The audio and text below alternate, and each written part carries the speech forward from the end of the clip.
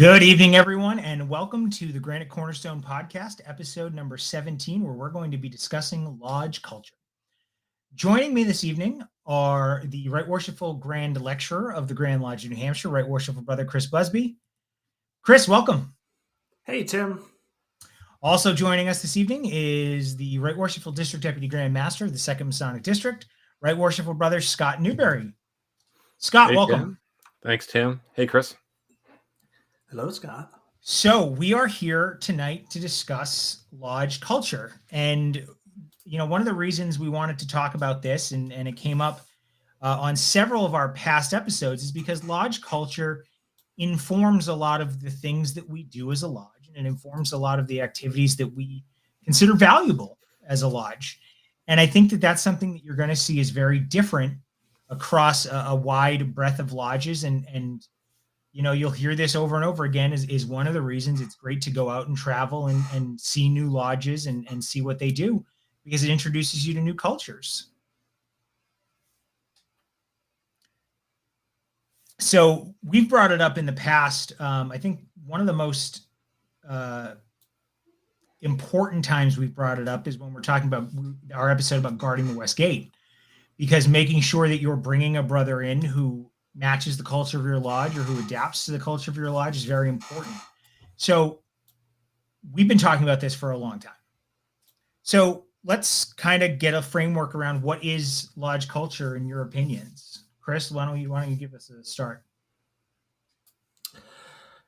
Lodge culture is sort of it's a big topic, right? So, I mean, you're talking about sort of the things that, not only the things that the lodge focuses on, its labors on, beyond, the ritual and the lessons of Freemasonry, but it's also a lot about how brothers treat each other, the types of things that they get involved with outside of lodge, not just in the meetings of your lodge's meetings, but in the community, whether that be community work as far as charitable work, what the focus is from a business meeting perspective. What does that look like? And sort of how those brothers interact with each other. I think that all of those things sort of comprise the bigger answer to what lodge culture is. Scott, how about you? Well, I do have to agree with Chris on a lot of it. I mean, it's almost like the social norm of the organization. How are we going to handle things? What's acceptable? Not just from a business meeting, special meeting, what types of projects, but even the way you interact, the language that's acceptable when you all get together. Let's face it, you sit there and you can tell that there's certain words that groups like to avoid, and there's certain words that are acceptable. There's certain phrases that people like to use, and it just becomes part of the ingrained fabric of the lodge. I mean, a good example, if you want to just take a look at overall what a lodge is like, when I moved into the 2nd District, St. Mark's, when I came over, the first meeting I went to, their culture was one of those ones that's really welcoming. They want to make you feel comfortable. I walked down into the banquet hall, and before I had gotten 3 steps in, they were offering me, a cup of coffee, want to know if I wanted something to eat, made you feel very much at home. And that was a great culture for the lodge at the time. Other cultures of the lodges, they may be out there, some of them are a little more standoffish until they get to know you a little bit. It's a lot about how you interact with each other and how you accept those types of people as they come in. And it's hard to put a thumb on it and tell you this is exactly what the lodge culture is for a particular building, particular lodge, but it's something that grows over time. Well, I think that's important too, Scott, is to realize that, like you just said, it does grow and change over time. I think that when you talk about lodge culture, you really want to look at it from the perspective of who are your members, what do they want out of their Masonic experience, and how do you evolve your culture in that window. Because I think that one of the things I've seen is that you come into a lodge, and that lodge has traditions, which I think are separate from culture. But they also have a lodge culture that may not have changed in a long time, even though their membership or their active membership has drastically changed. So how do you end up, kind of assimilating into that culture and trying to work on making it a more active reflection of your membership? Well, I think the word that you mentioned, evolve, is an important one, and I think the difference between sort of that tradition part and the sort of the basics of what Freemasonry is, uh, for the most part, with some exceptions, doesn't really change. So we have to sort of be adaptive to not only the members that come into our lodge, but also things like how we use technology, how we everything that we do has to sort of evolve over time to sort of keep pace with what our members need, but also what the community at large, the men at large, are looking for, in order for them to feel comfortable to at least even want to consider becoming part of our fraternity. I also think you have to, we kind of touched on it. It's about the membership.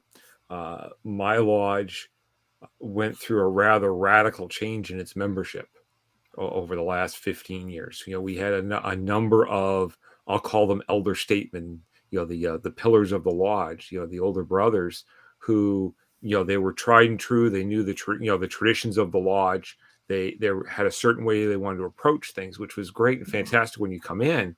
And then over the span of just a few short years, we lost several of them. Either, they passed away or they moved away. And now all of a sudden you're looking at a lodge where, here I am, and, I'm looking around, I'm like, how did I become the old guy in the building? And, you've got a lot of first generation Masons versus, guys that have been, the second, third, or fourth generation in a lodge. It changes how the culture of the lodge fits, how the personality. Yeah, someone you mentioned the term personality. The personality lodge changes, and I think one of the biggest challenges with that is when you're set in the culture and see a sudden shift like that. You have to figure out a way to let go of what was there because it needs to, as we said, evolve into something different to fit now what's a radically different membership. And those cultural change, the sort of the generational changes that you mentioned, they sort of lead to sort of those collisions, right? They do. Of different ways of looking at what this should be about. Right. And the trick here is that, or I shouldn't say the trick, but one of the challenges is that you were talking with two generational shifts. You were talking about the Yeah. age generational shift that was there, and then you were talking about the Masonic age transition as well. So you went from guys that were, 20, 30, 40 years to guys that are 3. And how they look at stuff and how they perceive the fraternity is very different now. And you know what? I think that there's an interesting question here is every lodge has a culture, whether they know it or not, whether they actively understand what that culture is or not. How can a lodge go about even identifying what its culture is or what its historical culture has been? Well, as far as what its culture is, you have to engage the brethren in that discussion, right? I think it is a discussion. One point my lodge actually multiple times, my lodge did a survey of its members to see, what, and to try to get really sort of constructive and honest feedback from the guys, just to say, look, what are you not finding in the lodge that you're looking for? What are you looking for in Freemasonry? Those questions, we don't ask ourselves or each other that all that often. And I think that, when you're seeing those shifts happen, I think it's time to sort of stop, take a step back and say, okay, what do our brethren actually want? Now, we can't please everyone all the time. I mean, that's that leads us into some trouble if we try to do that. But what we can do is just sort of build a consensus, and the master has a lot to do with that, right? And the progression of masters in a lodge has a lot to do with that. But I think that if we're listening asking those questions, listening to our brethren, and then sort of making a plan going forward, a 5 or 10 or 15-year plan. Obviously, those things can shift because things change, and they can change in a very short period of time. But to be able to think about the future in that way, but talk to your brethren in the present, and look at it as sort of a as an organic thing, which is really what culture is all about in anything that we do. And we also have to look at the fact that your lodge culture will also shift based on what goes on outside of the lodge as well. Let's face it, we've had a huge cultural shift in most of our lodges based on what just happened, with the pandemic over the last couple of years. Yeah. All of a sudden it's maybe it's acceptable to chat on a video call instead of, making sure everybody has to be in the same room at the same time. Yeah, that's a cultural shift. Oh, absolutely. And people don't realize just how much, the whole pandemic has impacted not only what we do as Masons, but as the cultures of our lodges as well. I mean, it just changed. Chris, you mentioned, technology, and, there's a lot more technology being used now than there was just a few years ago. And then there's the sort of the forced cultural shifts, like, you've mentioned, and those that just sort of come naturally. And I think that, to your point, Scott, COVID has really sort of given us that forced shift, and we've been able to adapt to it, I think, pretty well. I'm sure that some brothers and some lodges have struggled more than others, but I think that that necessity has really prompted a lot of that. So to be able to then shift from the necessity, or at least the apparent necessity of having to shift because of an external event, being a little bit more proactive in looking, taking a very definitive look without sort of that external need to be able to shift in that way, I think is important too. Yeah, and I know Tim's going to go off on a big, huge tangent, I'm sure. But when you take a look at cultures, don't beat up the host there, Scott. Come on, this is my show, buddy. Come on. Well, okay, fine. I'm going to take my toys and go home. But if when you take a look at culture, though, we talk about the forced changes and the evolutionary changes. It's important to understand that not everything sticks. No. That I think that's one of the biggest things that people need to come to realize, that you introduce something that's a change to how your lodge is. Culturally, a lot of lodges, at least here in New Hampshire, I know they pick a couple of months of the year where they go dark. They don't have stated communications, but doesn't mean they're not active, but typically they're active in other ways.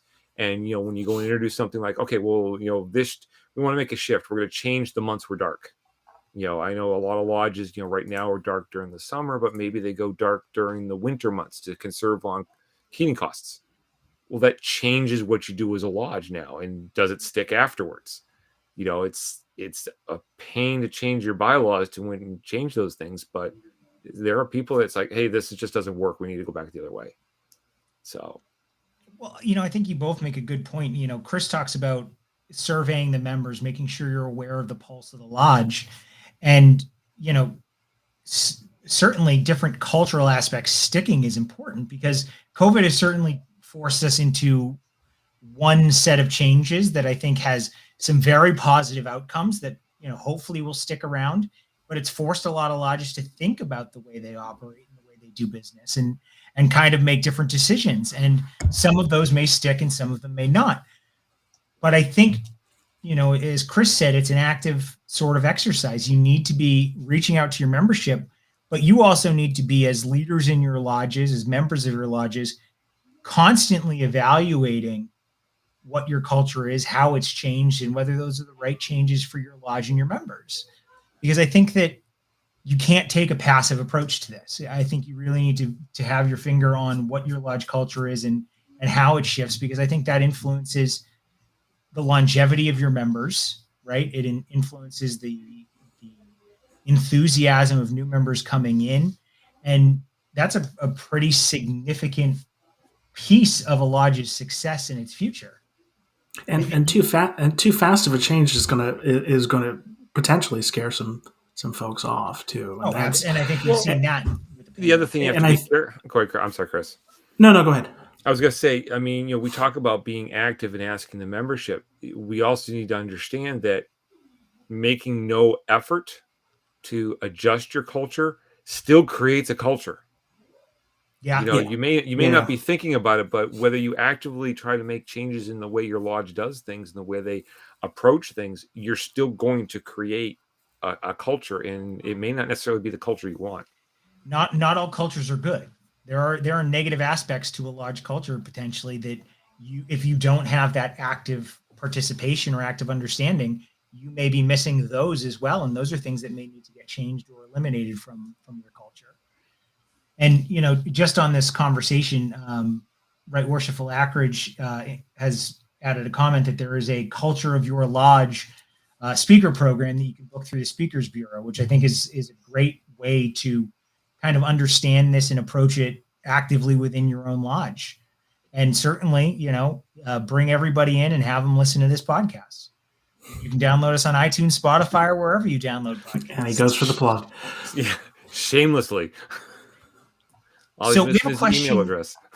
In the audience. I'm sorry, our Facebook plugin is not working very well. Everybody is just in there as Facebook user. So I don't know who's asking this question, but it says, as a lodge culture shifts and evolves, how would you recommend including older brethren to ensure you don't abandon them as the lodge evolves? And I think that's a really, really good question, because those people have been used to a culture for the last 15, 20, 30 years, whatever it may be. I mean, Scot obviously is one of those older brethren now. And how do we, according to the chat at least, this is not me, this is the chat saying Yeah, you're old, Scot. I understand. I saw who was making the comments, and if I'm old, I can only imagine how they are. So how do you include brethren who are used to something that has been one way for so long, and how do you get them either enthusiastic about these changes or at the very least accepting of them? Yeah, I'd like to talk on that. So that's a very crucial thing, because if you don't pay if you don't pay attention to your older members, you're gonna lose them. They're gonna say, you know what, I've done my time. I'm going to back away because the young blood has come in and are now the next generation's running things. But I think that, and I say this related to a lot of different things. The why, understanding why we want to do, those that are wanting to implement the change, why they're doing what they're doing. Does it make sense? Are you including it now? You might not necessarily be able to include every older brother in every aspect of what you're doing, but if you communicate with them, if you speak to them as though that they are important, which they are, and let them know that they have a place at the table, no matter what it is. They may not agree with the specific change or be able to participate in the way that other brothers might, but at least that you will have their respect and their participation as far as they can, because they felt included and felt that they are still a part of the lodge going forward. Yeah, and that's essentially what Brother Wadsworth just said: talking with them one-on-one, making sure you're communicating with those individuals. And I have to, I'll echo that as well. I mean, when I came over to, my lodge here in the district, I was relatively young compared to several of the other brothers. And, St. Mark's had a very specific culture, a very specific way of doing things. And as I moved through the chairs, I started bringing up things that I thought we should change or might make a better, experience for folks. And so, some of it was just procedural. It's like, well, why don't we have, rehearsals on a specific night of the week? Or, why don't we shift when we do our degrees versus when they're done now? And it was important to understand that when I started having those conversations, I spoke from hey, I'm just thinking about this. What do you think? Because made it a conversation, and to be very respectful of the fact that there was already an existing culture, an existing way of doing things. Whether I agreed with it or not, it didn't matter. It was important for me to understand what it was. And when I opted to go in a different route, when I became master, the older brother understood, all right, this is Scott's term as master. He's going to make some changes, but we understand he's also doing it with respecting what we do already. So it wasn't just, me making a wholesale change and saying, what, you guys are just going to have to lump it. I tried Yeah, to it make can't them be done understand. overnight. No, It and it was cannot be done overnight. That's right. no, I mean, there's some things that, I feel that it would be great for the culture of a lodge that, I'm still having those conversations with, because the lodge isn't ready to do it. And they may never be. It just may be, something that I've got in my head and it's just not right for St. Mark's. And I think it's one of the things that, it's important. You have to have those conversations, and you have to be respectful of the brothers. Doesn't matter if it's the older generation or not. You have to be respectful of the brothers, because they've got opinions on what they want to make the lodge as well. And I think, there's an aspect of this that we didn't really touch on. Chris is making sure you're communicating to those brethren about why we want to make these changes and the benefits of those changes. But those older brethren are a font of knowledge. They Yes. know why things are the way they are. And what may seem to you or me or somebody else on the sidelines as just a useless piece of our culture may actually be a very core part of a lodge's identity. And understanding why things are done the way they're done, or understanding the motivations behind certain cultural aspects, is hugely important to making sure that we're successful in changing the culture, because a lodge has to have its identity, and that identity can't just disappear. Yeah, you have to respect history. Absolutely. Of what I mean, look, we're masonry, right? We've been around for a very long time, so I think we already have an eye to that. But I think that if we knowing what those brothers know is important. In my lodge, we had sort of a when I came up as master, we had sort of a gap, and I think that masonry tends to have this gap, right? Because the baby boomers, for in some way, shape, or form, didn't join, and even the generation afterward, didn't join quite as much. So, there is that sort of gap, and that's a gap not only generation, right, in what those guys experience, but also in knowledge. Because if you don't have guys that have seen this stuff, or active past masters, then a lot of that can be lost, and so you're faced with the possibility of having to sort of dig back to find, to search for that, and then sort of as a lodge decide that you're going to move forward in a specific direction without a lot of that history, from an interpersonal standpoint. So that's an interesting point, Chris, and I think I want to talk about that a little bit. When you're talking about having lost some of those things, right? You're no longer talking about changing your lodge culture, because your lodge culture is so fragmented and disjointed now.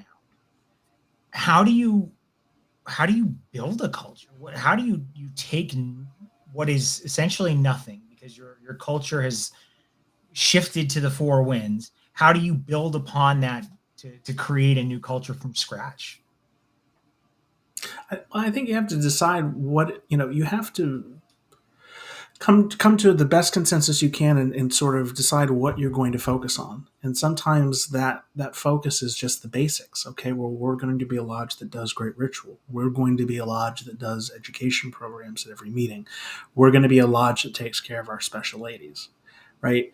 I think that if the peril that we face in that situation is by trying to do too much at once. And from my own experience, I could say that I tried to do too much at once, and doesn't always work out, right? So, picking sort of, again, getting that consensus, talking to the brethren, and then sort of saying, okay, you know what? As a lodge, we're going to focus on this now. It doesn't mean that that's all you're going to be, but at least gives you a focal point to gather around, to plan around, and it gives you something to look forward to. You're able to begin to say, okay, this is a goal we're going to set for ourselves, and start moving in that direction. That can be true with any lodge, but if you're starting with sort of, I don't want to say nothing, but sort of you're rebuilding the lodge identity, being able to sort of start with those basic pieces associated with Freemasonry, build on that, and then start to see those other aspects kind of sort of organically flow out of that.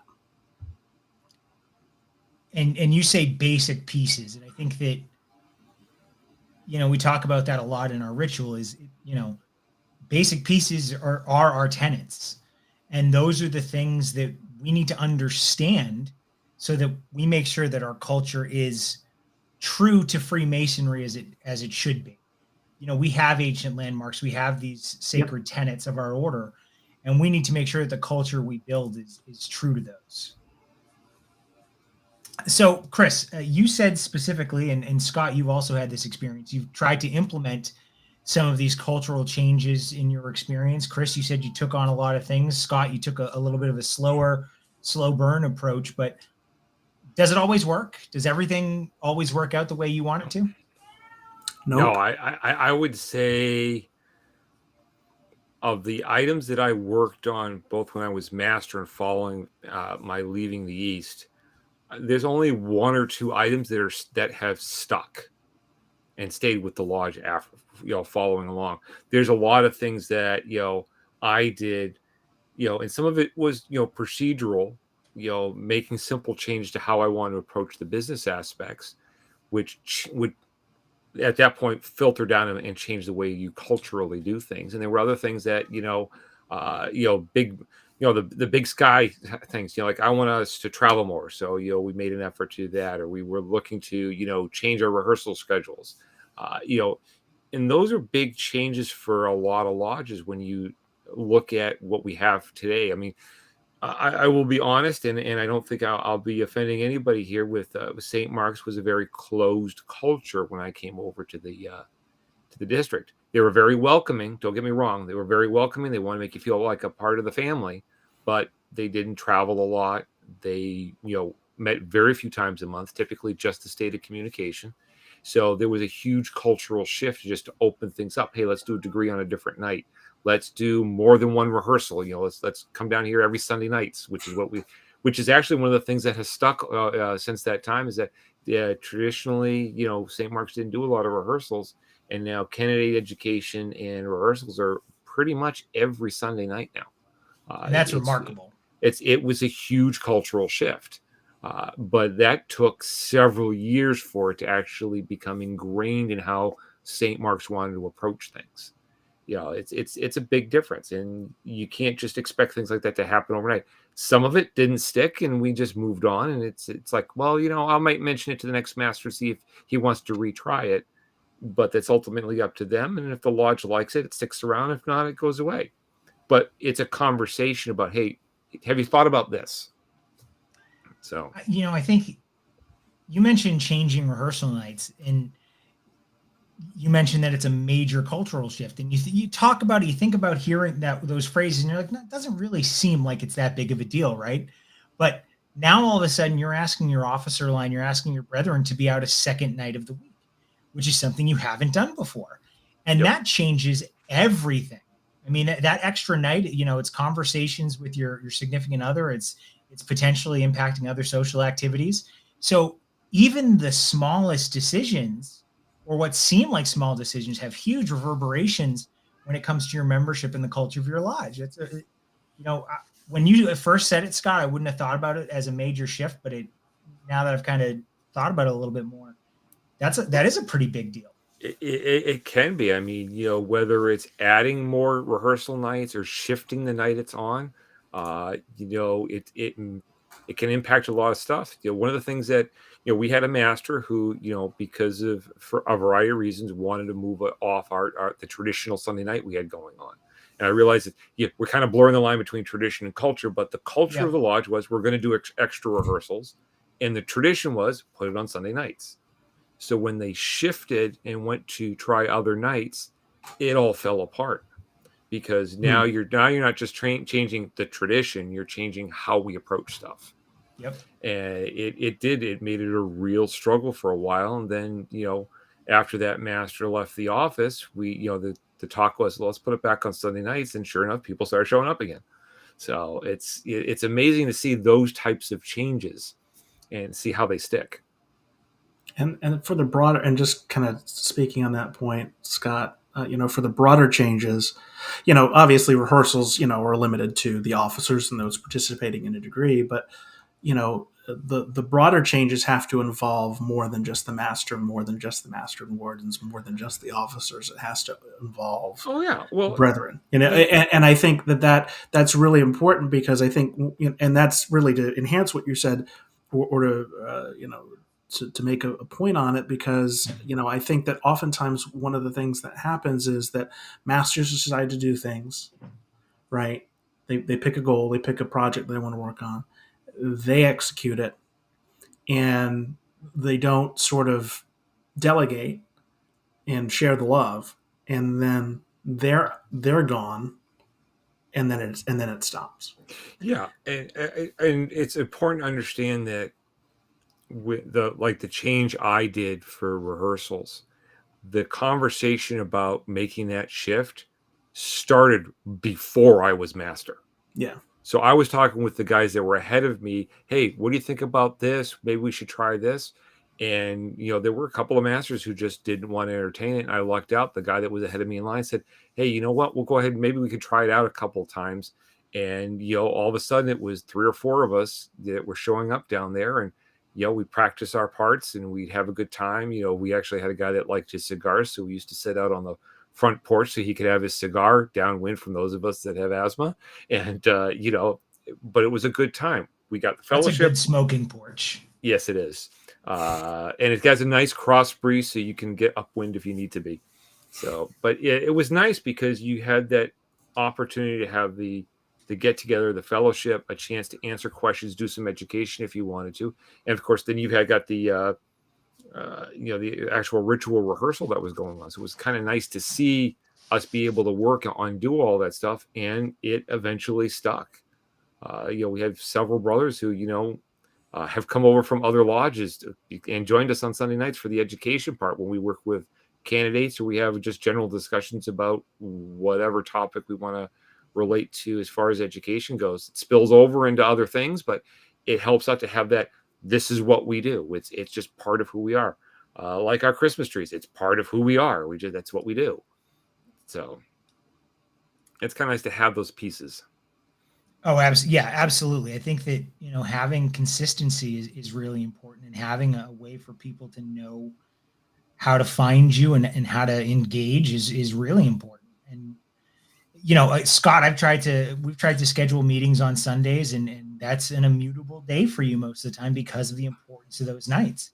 And I think that's a very significant aspect of what I view as, the culture of St. Mark's, is those rehearsals and candidate education nights.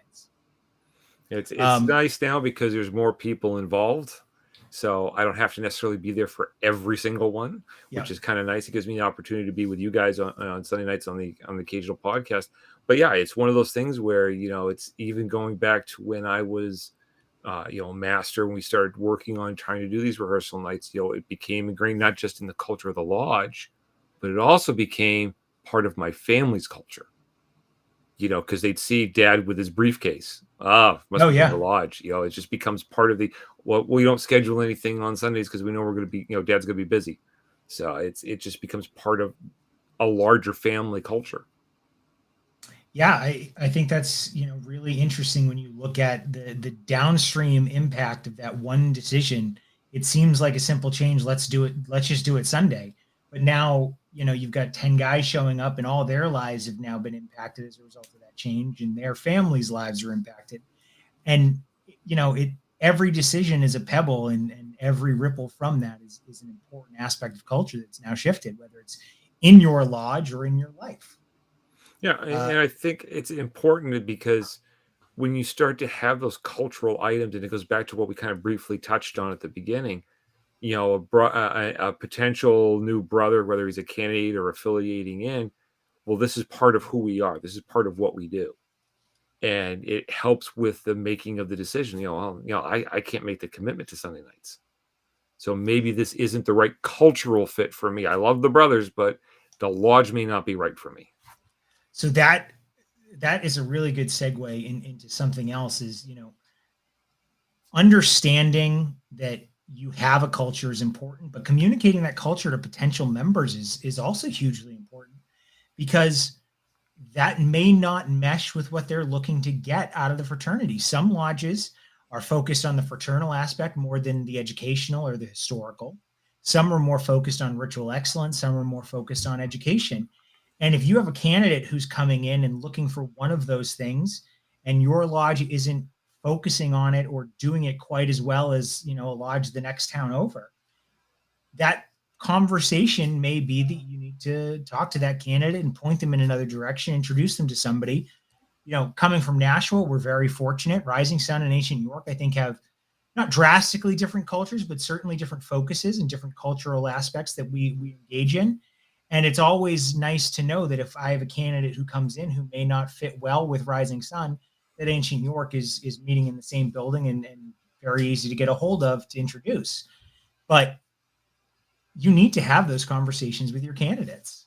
Yeah, you need to be willing to be honest to yourself and with the candidate, right? And I think sometimes we see a guy that comes in, we get so excited that we have a man that's interested in the fraternity, possibly interested in the lodge, and sometimes we forget that they're a part of the equation from the perspective of they have to feel comfortable, they have to be. They're seeking something, right? When they come to knock on the door, they're seeking something. So how do we respond? Do we respond saying, well, you're going to find it here guaranteed? Or do we say, well, you're looking for this. This is what our lodge gets, involves ourselves in. This is what we're like. This is what we like to do as a lodge. Maybe that's not covered. So to your point, maybe this lodge might be a better fit for you, and it's okay to be able to have that conversation. We have so many lodges that have so many different cultures and so many different ways of doing things and priorities that even though we are the same ultimately from our from the ancient landmarks to the ritual and everything such as that, yet we have enough of those nuances to where a man can fit that may not quite fit in a particular culture might find another lodge that works for him. And that is the key to, I think one of the keys to retaining any new brother is to make sure that he's engaged, he feels comfortable, and we're utilizing his talents in a way that is to use corporate terminology, synergistic with everything else that we're trying to do. Oh, that's gross. Wait, I don't like I'm anything. waiting. Just... I'm waiting for the Venn diagram to show up now. Where's your Gantt chart? I couldn't Chris? think of it. I'm sorry, guys. I couldn't think of another word at the moment. Well, I think that the conversation has to continue on beyond just the potential candidate. I mean, every brother in the lodge should be, looking at his lodge and saying, is this the right fit for me? I mean, obviously, when you walk through the door, you joined the fraternity, you joined a particular lodge, it was a good fit. But maybe it's not a good fit for you 10 years later. The lodge likes, my lodge likes to do, is a heavy ritual lodge. They work on ritual excellence. That's what they want to do. But I'm really more interested in getting some more education. Maybe there's another lodge that'll work for me. And I think it's one of those deep conversations you have to have with yourself and then with the brothers. Say, look, this is what I'm looking for. Is it something the lodge can actually provide me? And it takes a really big lodge to sit there and say, you know what? We're not going to be able to give you what you want. However, let's reach out to a couple of other brothers who belong to other lodges and see if we can help you find a lodge that fits what you're looking for. Because ultimately, at the end of the day, yes, my lodge might lose a member, but I haven't lost a brother. And that's a tough conversation. And I think it requires a very member-focused lodge. You need to make sure that you're building the right place for the right people. And everyone is a brother, everyone is welcome, but maybe not everybody's getting the experience that they want. So we talk about the Masonic experience. We talk about, making sure we're giving our new members proper instruction and we're teaching them the ritual, right? What are we missing from that conversation that relates to culture? Because I know when we have new members come in, that's not always a conversation we have. This lodge does this, and this, or this lodge, this is what we focus on. Are those important conversations to have, obviously, with prospective members? But as you're progressing through the degrees, is that something that should be part of your mentoring as you're, past your degrees and continuing? are those instructions on how to fit into your lodge and how to be a Mason? Is culture a part of that? It should be, in my opinion. I mean, let's face it, I think it's one of the areas that, we all could be better at when it comes to mentoring a new candidate. We get so wrapped up and focused on, learning the lesson, we forget that there's a lot more to the fraternity and a lot more to the individual lodge, that we just miss out on. I mean, yeah, it seems like a lot of lodges focus on the learn the lesson and let's get it done as fast as possible so we can move you on to the next step versus the what questions do you have and have we explained things enough so that you understand them? It could be something as simple as the dress code. Yeah. In some lodges, it's, every meeting's a tuxedo. Some lodges, it's we wear tuxedos at degrees only. I actually know of lodges that, there's an expectation that officers will wear tails for degree work. So, I mean, those are things that it's part of the culture of the lodge. And, a brother, when he starts off, hey, I took my EA degree last month. I'm all excited, ready to move on. Let's have a couple extra conversations before we, put you in front of the brother and have you, test your proficiency to move on to fellowcraft. Are you aware of these other things? Are there questions beyond what's in that little lesson book that we can answer for you? Because there's a lot of stuff out there. The last real group I worked with when they went through the degrees pre-pandemic, it took them 9 months to get to their actual delivering of their lessons and take their next step. And a lot of the conversations weren't in the lesson book. It was, what about this? I don't understand that. Why is the fraternity, do you do this? And why does the lodge do that? And those are conversations that sometimes are difficult to have because, you don't always have an answer. Well, I think your group on Sunday nights probably helps facilitate a lot of that because you've got a group of people there asking questions. The lodge takes a very much of it takes a village approach. Oh yeah. There's a lot of brothers who, a lot of us know the lesson book and a lot of us have bits and pieces of knowledge that are different from others. And the conversations are important because it helps the candidate understand that it's okay for you to disagree with what's going on. It's okay for you to question stuff because otherwise none of us get an opportunity to grow. Yep. Chris, I'm sorry I interrupted you there. No, not at all. I mean, that you guys pretty much covered it. I mean, I think when you mentor candidates, and this calls back to our mentorship episode, when we're talking to guys that, mentorship doesn't end during the candidate brother going through the 3 degrees. It continues forward. So we have to listen and have conversations instead of just talking at guys, because I think that Masonry is intimidating to those that are new to it. It's such a you talk about culture. I mean, the culture of Masonry, in its whole versus, sort of the typical culture of our everyday, the Masonic and the profane, right? Which is what we say in our ritual and how we teach. Those are very different lives. They're very different.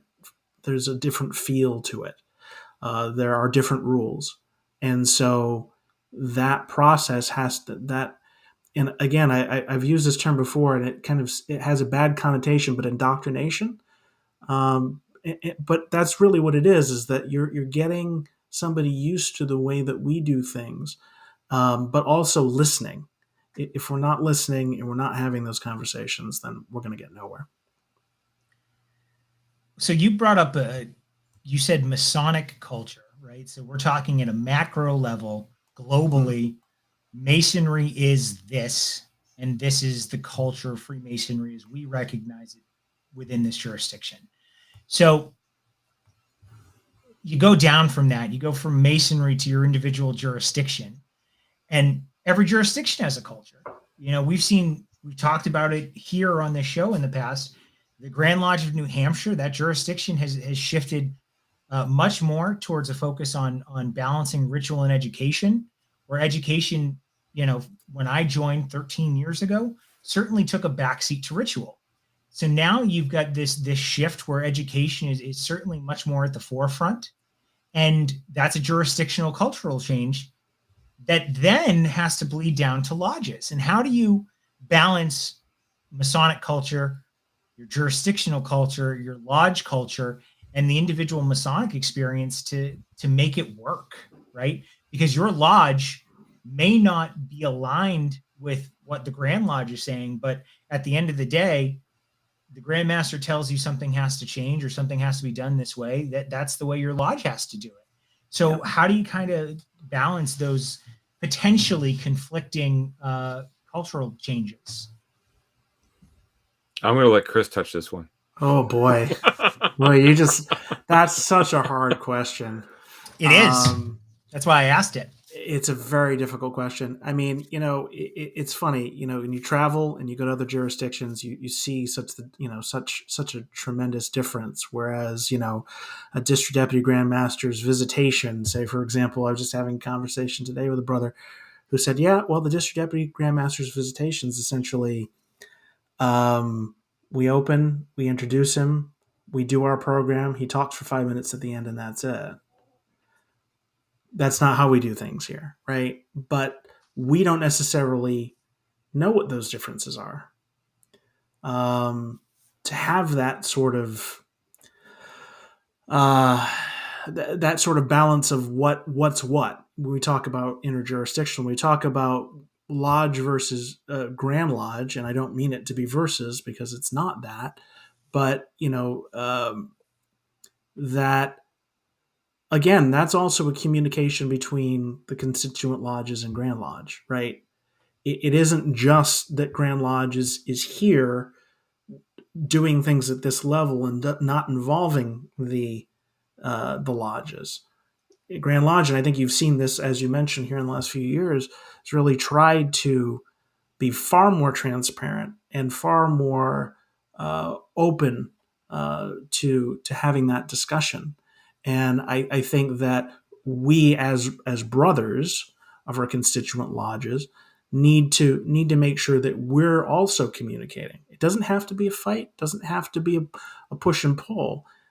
It can come together, but again, it has a lot to do with sharing that feedback. And I got to say, and I might be biased, but I think that our Grand Line, our Grand Masters, as of late, in particular, have done a pretty great job as far as listening and making adaptations. But obviously, as you said, Tim, I mean, lodges do have to ultimately respond to everything that comes down from Grand Lodge. But again, it doesn't have to be done just in a vacuum. That there has to Grand Lodge is not going to get better, and lodges aren't going to get better if we don't communicate and share between the two.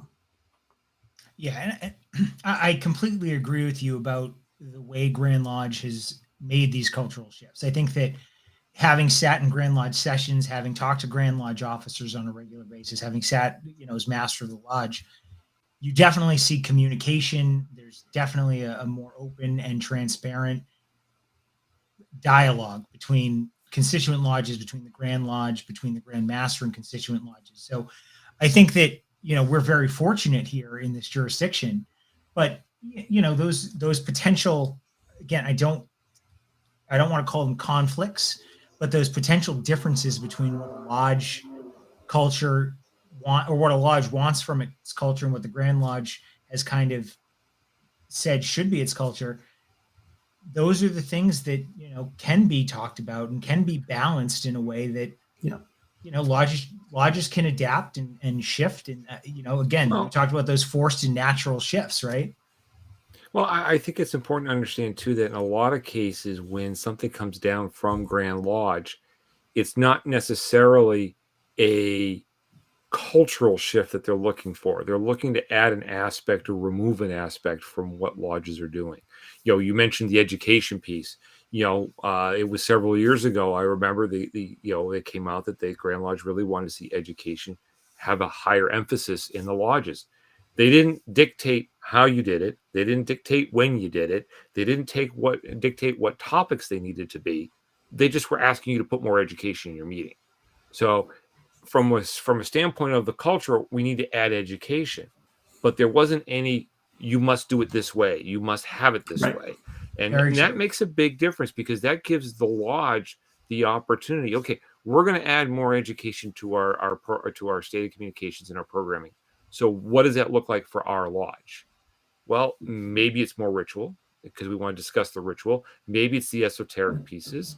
Maybe it's how Freemasonry can be utilized in our day-to-day lives outside of the lodge room. Kind of like what Right Worshipful Flynn was talking about in a previous episode, with the contemplation that you take outside. How do we aspect that from an education standpoint? So there's a lot of different ways to implement it within the culture of your individual lodge. And I think that's one of the things that, it's important to look at, because a lot of times when the Grand Lodge is communicated, we like to see these changes done. The vast majority of the time, this is the focus we'd like you to add, but they don't tell you how to add it. And you know what? I think that, again, coming back to communication, that's important. You hear something, and again, this is, you hear the Grand Master or the Grand Lodge as an entity say, education is important. You need to include education in your meetings. Some people, if you haven't communicated that need properly, people may hear that as you need to incorporate exactly this piece of education that you've been hearing from your district deputy grand education officer. And that's what education means. We had Right Worshipful Brother Ackridge on a couple weeks ago and learned that education is not just the esoteric. It's not just the historical. It's how Masonry influences our lives. It's how Masonry has evolved over the years. It's how our ritual informs our behaviors. There's so many aspects to education that you're right, Scott. We can implement it in our own lodges any way we want. The other thing to take a look at too is how the culture of education has changed over the years. That's so. very I mean, I'm an old timer. I'll freely admit it. I took my degrees a long time ago, but when education was talked about coming over the last couple of decades, up until recently, it was the education person, whether it's the district education officer or it was a master's class instructor, whatever. It was here's my slide deck. I'm going to go through the slide deck. You're going to listen to me. I'll answer any questions, and I'm only going to give you about 5 minutes at the end to give me those questions. And then you're going to sign this piece of paper saying that you were here. Congratulations, we've had education. But but now it's turned into the conversation. It's here might be a couple of bullet points to get the ball rolling, and then it's all the brethren who want to participate in the conversation and even those that don't participate, I feel that they get an awful lot more out of that environment than they do out of I'm just going to download for the next 30 minutes. Yep. Yeah, and I think you're getting a lot of the why and how, and again, that's really what it boils down to is why and how, right?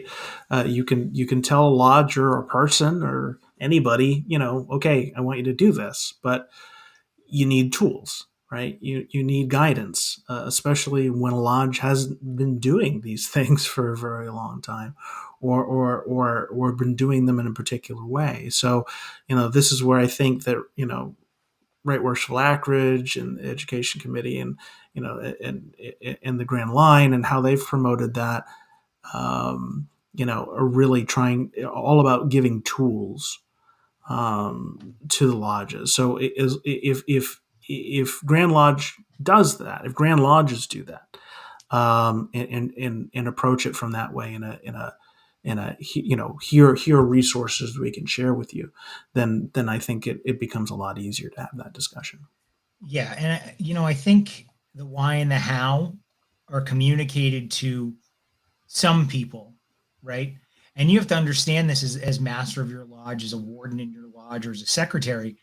Some of those decisions or some of those communications are only coming through your voting members of Grand Lodge, who are, obviously members of your lodge, which is your top three, and your Grand Lodge rep. You need to make sure as a master or as a secretary that you communicate to the lodge all those whys and hows that have been given to you, and make sure that the lodge is understanding that, we have flexibility with this. We have the ability to make our own decisions, because it may be something that the master understands, but the brethren within that lodge may, take umbrage at some change the Grand Lodge is forcing us to do. But if you communicate and understand that communication needs to continue going after you as the master have received it. I think that's something that can really help improve that conversation and that experience. It's also important to understand that the conversation needs to go back the other way too when there's a challenge. If there's a question about why are we doing something, ask it. If there's a question about is there, what are the parameters I have to follow because it didn't seem to be too clear to me, ask the question. Because at the end of the day, we're all trying to get to the same place. We want to have a good experience. We want to cover what we need to cover. And the only way to do that is, as Chris said, we've got to communicate better. And, Doug Paps made a comment a little while ago, and I kind of want to bring it up. He says it's very hard to get feedback. And I think that we've all sat in those lodge rooms where a presentation is happening, the presentation is over. Are there any questions? Or, the presenter asks a question and is looking for feedback, and the room is dead silent because people done that. Absolutely. Hopefully that doesn't stick through the whole night and people warm up, but getting feedback can come in a lot of different ways. I think, Chris, you mentioned surveys. I think you can have those discussions in your lodge meetings, and finding ways to solicit feedback that works for your membership is just as important as getting the feedback itself. And it's actually a cultural item. Because if you're in a lodge where feedback and questioning what's being done is an accepted norm, you're more likely to get those conversations than those that are traditionally more along the lines of the boardroom meeting where they ask for feedback. Unless you have something very specific you want to ask, you keep your mouth shut. Yeah. So, it's a cultural shift to be in it, to feel comfortable enough to be able to have those conversations. And that one actually takes a long time to build. Yeah, you talk about sort of surveying and things. The Grand Master is about to have his town halls in March, and that's part of the reason that that's done is to have that sort of communication on that level. I mean, that doesn't mean that a lodge master can't have a town hall amongst his members. It doesn't have to be in a stated meeting. You just call, just get guys together and have a discussion. I think to your earlier point, when things are presented, people tend to back off and are a little bit more reticent to be heard. But I think if you're casual and you're in a group where everyone is on the level from the perspective of it's not in a formalized lodge meeting, we're just having a chat, then I think you can get a lot more out of guys in that setting than you might in an open lodge setting. Yeah, I think we've got some really good comments. Doug followed up, and has anyone used anonymous electronic suggestion boxes? And that's a great question. It's not something I've considered, but I think that seeing it now, that's a fantastic idea. As long as you can maintain that anonymity and make sure that your brethren are still getting their points across and being served. The next comment is from Brian Ellis: brothers are scared to create waves. It allows you to act without that fear of being the one who's potentially starting a conversation that may be uncomfortable. That's actually something that when I went through the chairs and did a lot of reading, trying to get myself prepared to be master, it was actually one of the common threads that you see with a lot of masters, where it's the advice they're given is don't rock the boat, don't create the waves, make sure you take care of what you absolutely have to take care of, and then get out of the chair. And that's the caretaker master. Yeah. Yes. And there's a lot of them out there. I mean, I'm not saying, and they're not necessarily a bad master. It's just their approach. There are other ones that are more proactive. There are more, it's all depends on who they are individually. But it's the culture of the lodge. If the culture accepts the fact that the master's just kind of ride his year or 2 years or however long he's in the East, and that's acceptable for the master's chair, then that's part of the culture of the lodge. But there are times where that's that might be the thing to do. I'm not saying it's bad. It could be. No. You may have a master sitting there. He's an absolutely wonderful individual. The type of guy that anybody in the lodge will give the right arm to help him out.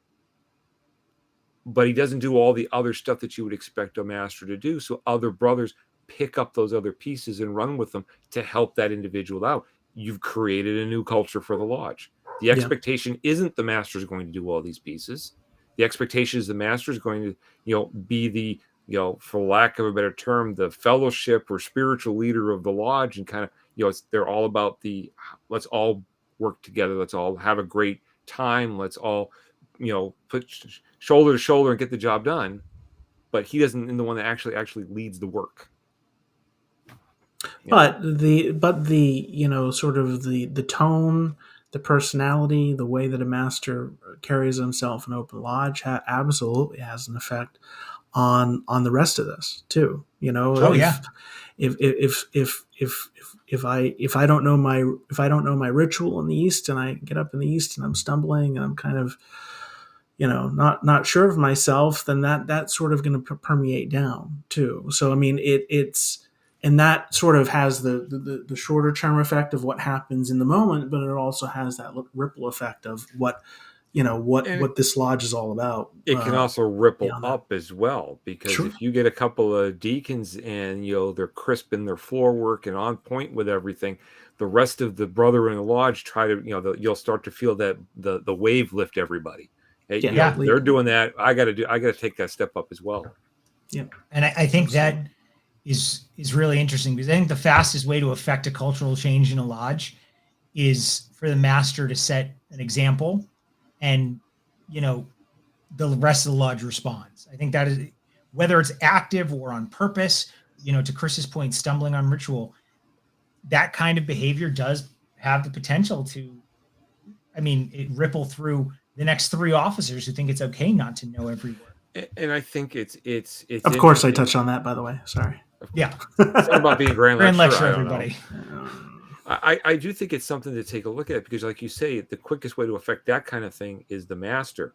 But the long-term way to do it and affect a longer-term impact on your culture is the guys at the bottom making those. Oh, absolutely. Absolutely. The junior, if the junior deacon shows up for lodge every month, and the suit's all pressed, he's spot on with his ritual work, the rod work's fantastic, and he takes the time to help the next guy who comes in as junior deacon to do the same thing, it's going to build that momentum, and you'll see it when he gets to the East, hopefully, and it continues on at that point. But that's a long time coming. Yeah, many lodges in this jurisdiction have 2-year terms. That's a 10-year journey from that crisp junior deacon in his freshly pressed tuxedo.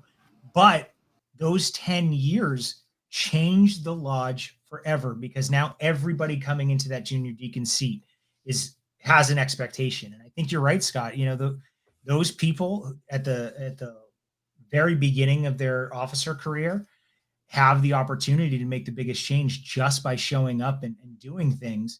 That's how you get the long-term change. I think, Chris's example of a master standing up, that's a short-term but very quick change. So there are definitely different ways to view changing your lodge culture.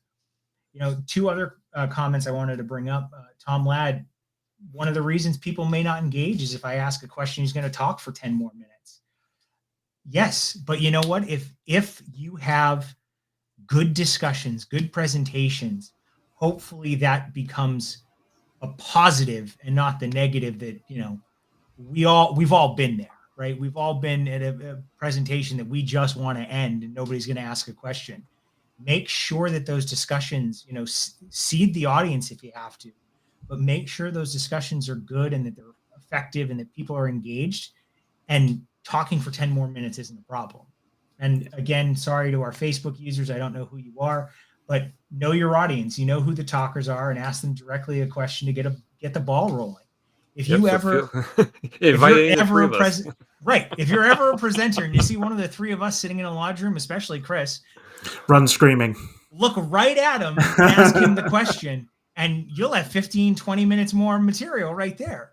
But those people are part of your lodge culture, and they're going to inspire more conversation. And those people tend to be social leaders within the group because they're the more outgoing and the more talkative, and they're going to inspire other people to have those conversations. So I think that's a great suggestion.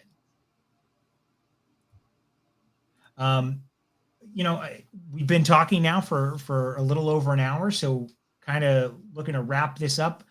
Are there any final comments about lodge culture and or anything we didn't discuss that you think is an important part of this conversation? Chris? Well, that's always true with every one of these conversations. There's a lot that's not covered, but I think I think we hit the points, and I think more specifically, brethren, if you have comments or questions and want to continue the discussion, if you're on Facebook, continue chatting in the on the Facebook post or in the on the page. Send us an email. Let's keep the conversations going. Because this is not a conversation that's limited to us. This is something the reason why we do these are the conversations I think that a lot of us have. And I think having these talks, starting these with an audience and then continuing them on, I think is really important. So if you contribute in that way, brethren, that's really what I hope for, and that we can learn something from each other. We're trying to shift our podcast culture. That's right. You got it. We want to be more inclusive. I mean, first off, I want to thank Tim for putting the email up, because I know that I bug him about it all the time. And yes, I did see you put it up in the last podcast. So fantastic. I mean, to echo some of what Chris mentions, it's important to continue the conversation in your own lodges. And I do want to touch on the fact that, if you have questions, if there's something you feel we should have covered and we didn't, let us know. I think my two counterparts here would be open to retouching on a topic, even though we've already talked about it. Oh, absolutely. Because there's always more stuff we can chat about with any of these things. I mean, we're on episode 17 now, and there's plenty of stuff I'm sure that we left on the floor that we don't realize that we left in some of the other podcasts. So revisiting a topic is always a good thing. But I think that the big challenge with culture is that you have to be willing to have the conversations. You have to be accepting of the fact that a culture may not change just as likely as it might change, and you have to understand that. And it's important to keep in mind that it's not just the, dozen or 2 dozen guys that are sitting in the room at a given moment. It's your entire lodge. So, I mean, most of us, if we see 15% of our membership show up at a meeting, we're all happy, but that leaves an awful lot of guys that aren't at the meeting who are just as likely to be impacted by the cultural shifts you're making then. So it's important to keep that in mind when you're having the conversations and how it's going to impact things around you. And as Tim mentioned, the downhill ripples. How's it going to affect your families and the friends and the other things that you're doing outside of the lodge room? So, but it's always great having a conversation with both of you, because it's always makes you wonder and question some of the stuff that you thought you knew before you started the conversation, which I hope everybody else gets a chance to take away as well. And again, having the conversations in the chat that we're seeing, that is what makes this podcast work, because some of our most thought-provoking discussions come from a comment that somebody makes in our chat. So, to Chris's point, we want you to chat after the episode. If you see an upcoming episode posted and you have some thoughts that you want to get in before we go live, feel free to post on our Facebook. But absolutely make sure that you're still staying engaged. We had some great comments tonight. The last 4 or 5 episodes have had really, really good audience interaction. And I think that, that's what we're here for. We really want to hear what the jurisdiction wants to hear from us. And we're here to deliver, hopefully, entertaining and good discussion for our audience. So I think that, thank you all for being here. Thank you for joining us. And Chris, Scott, thank you for joining me this evening on the show. And we look forward to hearing from you next month. Have a good night, everybody. Good night, guys. Night.